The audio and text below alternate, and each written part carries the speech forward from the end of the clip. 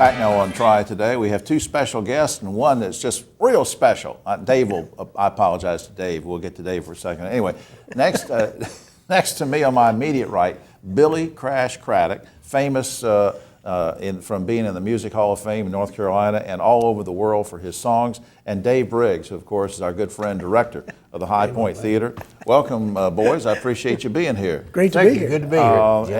And Dave, I hope you didn't mind the slight when I said a very special guest. That's okay. You were talking about. I was talking about Dave. That's right. Before, Before I get to Crash, Dave, do you do many summer concerts? Because that's what we're kind of here to plug. well, we really don't, Jim, so this is kind of a first for us. In fact, we're kicking off our season in July. We've never done that. We've always done it in September or October. Right. But when Bill called me and said, hey, we want to do a show, and I said, you know what?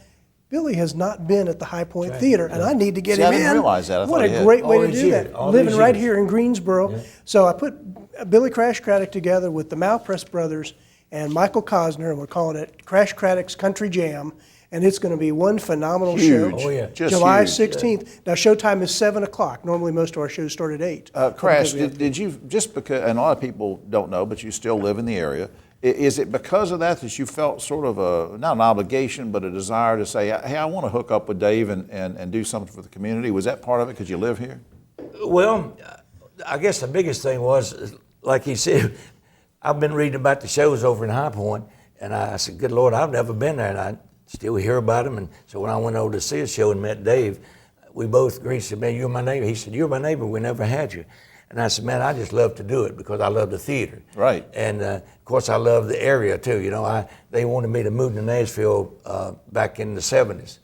And I love Greensboro, North Carolina. I love the people, and I love the 3 hours from the beach and 3 hours from the mountains. So right. I love it here. Yeah, well, now the big hit that of course, a lot of people remember, although you had a lot of big hits before then, very popular in Australia, then popular here. But I think it was 73 or 74 you did Rub It In. 74, yeah. And when that came out, let me tell you, all the women I knew from about age 5 to 85 just went nuts. And we'll try to show a little clip of it at some point. But that sort of made you a sex symbol as opposed to just the singer.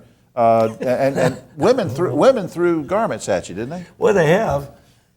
Before What kind of garments? Were they under tight yes, garments? they threw their little panties up, and what I'd do, I'd pick a pair up and stick on my bass player's head. That's appropriate. Because I wasn't going to put them on my head. Are they still throwing those things at you? No, they're throwing the pins now.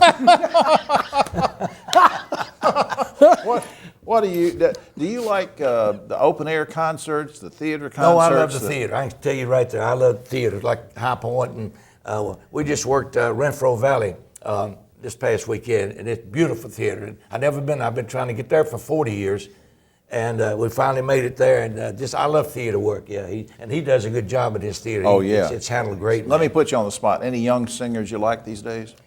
Well, I don't. You know what, Jim? I don't listen to a lot of. I listen to news a lot. You know, now the country music's not what it used to be. And they all sound alike, yeah, kind of. I used to. You take any country artist back from the 50s, a country artist, and let them start to play a record. I could tell you who it is when it kicks off. Right. Today, they can be singing for a whole verse or two, and I couldn't tell you who it is. Right, You're right.